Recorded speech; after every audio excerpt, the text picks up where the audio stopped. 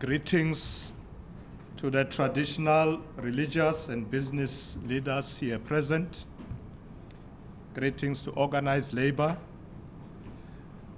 Greetings to former SNDF General and patron of the Men's Parliament, General Monwabisi Jamangile, patron of the Men's Parliament, His Royal Highness Prince Nhlanganiso Zuluka Zwelithini,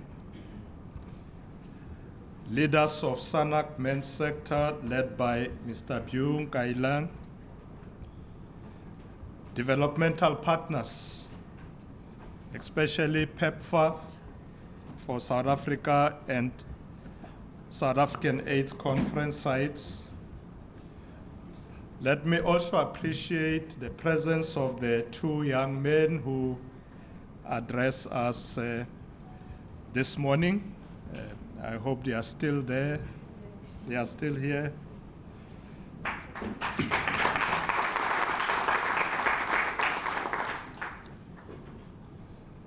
Greetings to members of the media who are here with us. Ladies and gentlemen, Molweni, Kuyemore, Abshe, Tobela, Nda, Ndimasiar. Compatriots, it is once more again an honor to join you at this National Men's Parliament. Last year, we gathered on November the 19th to kick off the program of action to tackle violence against women and children. We are convening this meeting following International Men's Day, World AIDS Day, and 16 days of activism for no violence against women and children. I hope all of you participating in this Men's Parliament were involved in activities in your respective areas as engaged and responsible men. Compatriots, we remain committed to supporting all initiatives put forward by men's organizations to mitigate the impact of gender-based violence and femicide. Cases of gender-based violence and femicide are reported daily, including instances of young girls aged between 15 and 24 years who have tested HIV positive, while young boys of the same age are HIV negative. This raises a question: who infects these young girls? As we gather here as men today, let us also reflect on this issue and determine to deal with it decisively, because we all know that this happens because of grown-up men who are busy with young girls. Program directors, this Men's Parliament should be a meaningful platform for men to engage in conversations and reflect on their mindsets, ultimately becoming good role models for their communities. Compatriots and fellow delegates, we also encourage continued partnership with the Department of Basic Education, Department of Health, and others to ensure that boys are capacitated and supported. We know that some of our boys are already in initiation schools, as Nkosi Mavuso indicated that he's rushing home to deal with that. And we do trust that the requisite health screening and preventative measures have been taken to maximize the safety and protection of these young boys. We know Nkosi Mavuso said they have already lost 5 boys in the Eastern Cape. So we do want to emphasize once again that let us ensure that health measures are put in place to protect our children. Program directors, I welcome the newly elected SANAC's men's sector leadership and challenge all of us and the National Men's Forum to prepare a detailed report on the work accomplished since the last International Men's Day. This report should be in line with the upcoming launch of another program, or rather program of action, and a men's charter in the coming month, that will be next year. Compatriots and fellow delegates, on July the 19th, 2024, you appointed me as a patron, or rather your patron, alongside General Monwabisi Jamangile, Mr. Solinduku, Nkosi Mavuso, former Deputy Speaker Lechisa Tenodi, and Prince Nhlanganiso Zulukazwelti. Today we welcome the new appointees. We welcome Honorable DM Letsike and Deputy Chairperson of the NCOP, Honorable Les Govenda, who have joined us.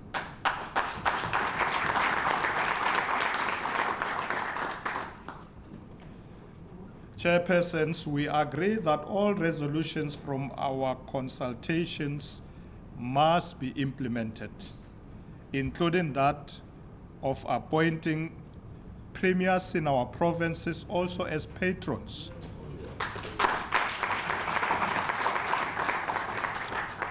I'm very happy to announce that KZN has already done it. The Premier, Honorable Ntuli, is now the patron in KZN. So I call upon all other provinces to follow suit. Your recent initiative to unite all men's formations during the National Men's Lekgotla is commendable.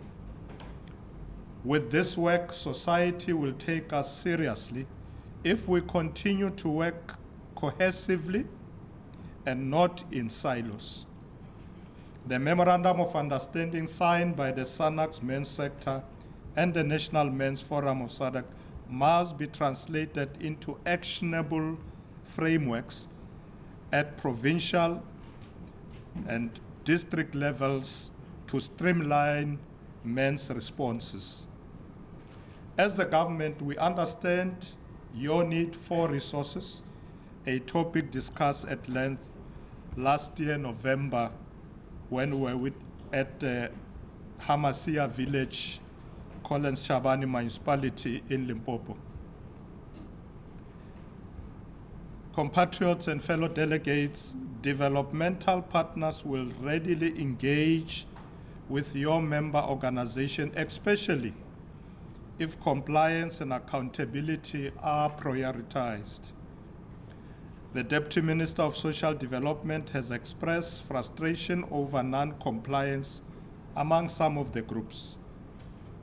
The Department of Social Development has previously supported your work through SANAC to ensure it is well coordinated. I do hope that this support is continuing. To receive continued support, the men's sector organization must ensure that all their records are up to date and that they comply with the requirements set by the partners. We must also join forces to bolster campaigns and networks aimed at combating violence against children. As a nation, we all bear witness to the unacceptable violence against children and must unite to protect our future generation, both boy children and girl children alike.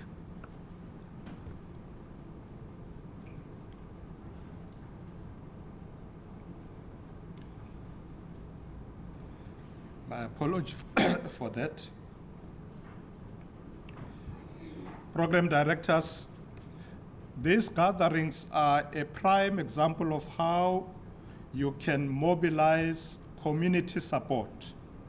When you first envisioned the National Men's Parliament under the theme Takuani Reime banner, you had a modest budget of only 38,000. The involvement of the former Deputy President and our current President at your launch at Constitutional Hill in Gauteng amplified the initiative visibly. It pleases me that Deputy Minister Steve Letsike was also present yesterday, I'm told. As a Deputy Minister responsible for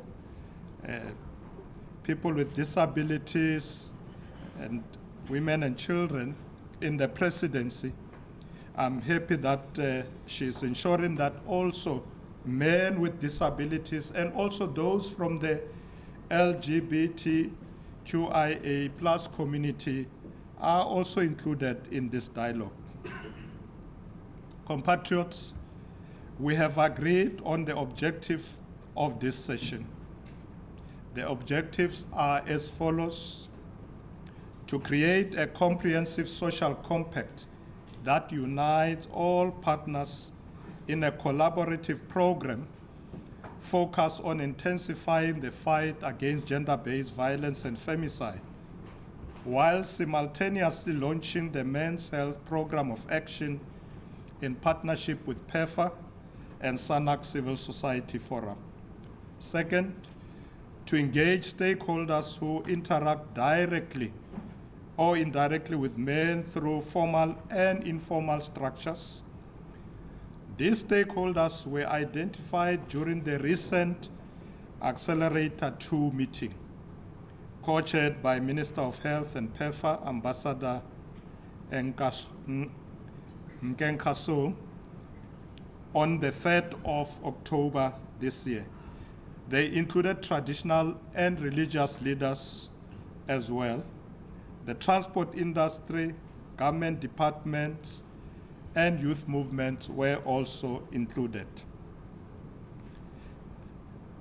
As we are gathered here today, we are also endorsing a campaign called Better Men for Tomorrow. This campaign is aimed at bringing men back to care in partnership with the Minister of Health, SANAC Civil Society, and the men's formations at all levels.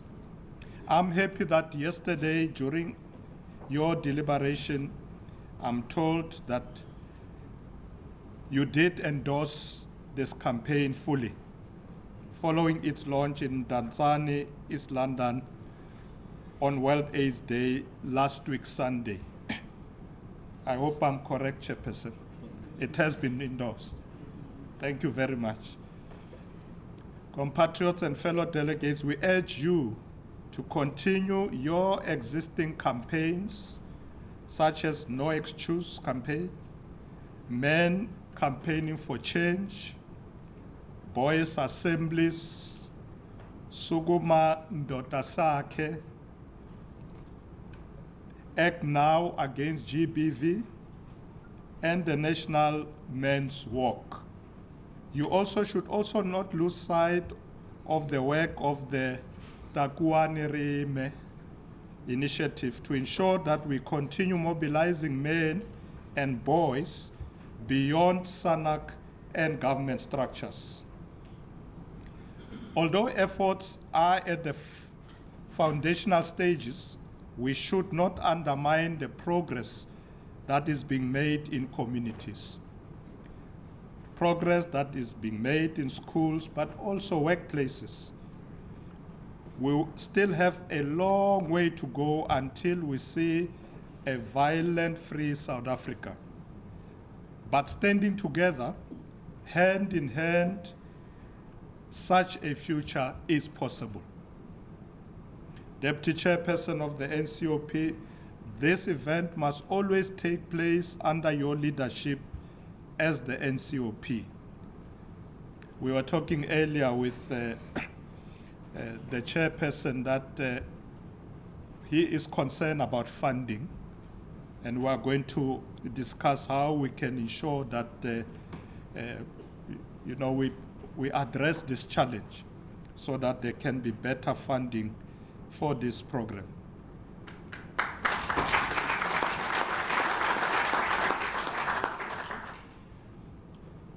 But we also noted that President Kim Kun was saying earlier that this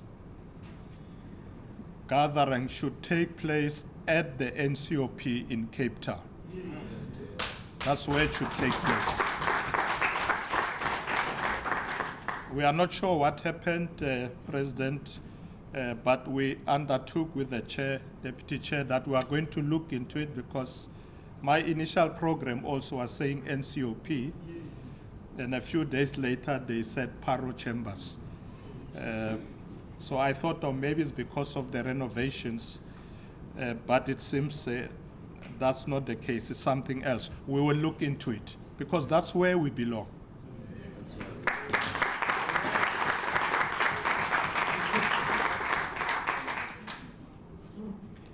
Since we initiated this program in 2018 through the Deputy President Office, the NCOP has played a vital role in ensuring consistency and focus. The Men's Charter is scheduled to be launched in June 2025, and the Women's Caucus can assist our men's sector and structures in finalizing the Charter. Over the years, we have seen the influence of the Women's Caucus in Parliament, and we want to see this also amongst men. So I do hope that we agree that the women can help us, because they have done it before. Yes. With the launch of the Men's Charter, we must ensure that it is easily accessible and displayed in municipal buildings, police stations, government facilities, correctional centers, and NGO offices. This must be done to enforce the framework for a values and social norms approach to addressing gender inequality and its interface with social justice, education, the economy, social services, family and civic life, culture, religion, and the violence epidemic in South Africa. We need to unite men and boys across the country. As you organize the National Men's Walk in Gauteng and other regions, including Khayelitsha, we saw men committed to making a difference and ready to work towards ending the scourge of HIV by 2030. On Sunday in East London, hundreds of men stood side by side and raised their hands to play a part in achieving the 95-95-95 targets and paving the way for an HIV-free future in South Africa. We must reaffirm this position and make it our priority. Chairpersons, one of the issues raised as a matter of concern, particularly by the Minister of Health, there was that the second 95, that's where the challenge is, because people are not taking treatment. So it is important that we address that challenge to make sure that people who are diagnosed with HIV should be able to get their treatment and be able to stick to that treatment, because then we will be able to then reach the last 95 where the viral load is suppressed. We're doing very well on the first 95. I think the minister said we are at 96 already, and the last one we are at 94. But the second 95 we are at 79. So you can see where the problem is, and it needs to be addressed. And when I was there in East London, there was a group of people who marched there, and they raised the issue of they have a challenge of accessing treatment, particularly just getting their drugs regularly, because some places are very far and so on. And they said that they would like us to give them the drugs over a period of 6 months. The minister is looking into that matter as we speak. Compatriots and fellow delegates, some of the work that we continue to do in the sector cannot be possible without the support of our partners. I would like to take this opportunity to thank the City of Cape Town for their support in hosting us this weekend, the NCOP for their technical support, NACOSA, AFSA for helping assemble the sitting, and SEF8 for organizing the stakeholder engagement last night. Thank you also to Show Me Your Number and PEFA for their contribution to the Betterment for Tomorrow campaign. The data provided by the Minister of Health will help identify the men who need to be brought back to care and link that information with your framework so that you are better focused on the deliverables, particularly the implementation of your program of action. We are also happy to see the different sectors of SANAC collaborating and working together for a common good. Well done also to Comrade Mawetu Zita, who has ensured that Betterment for Tomorrow is inclusive and leaves no one behind. It is essential to keep the National Men's Forum of South Africa and SANAC Men's Sector united in order for us to implement our program successfully. We cannot afford to have our fragmented national men's, a fragmented national men's movement. So we urge that we all work together and collaborate. But let me also thank Mr. Mabalani for the presentation this morning. I think it was well received. Thank you for the presentation. We are looking to get involved in that campaign, all of us. Program directors, I look forward to hearing from the leadership about the strides made in the men's movement thus far in the next meeting that I will have with yourselves. We must be committed and strengthen our efforts in dealing with the scourge of violence in our communities.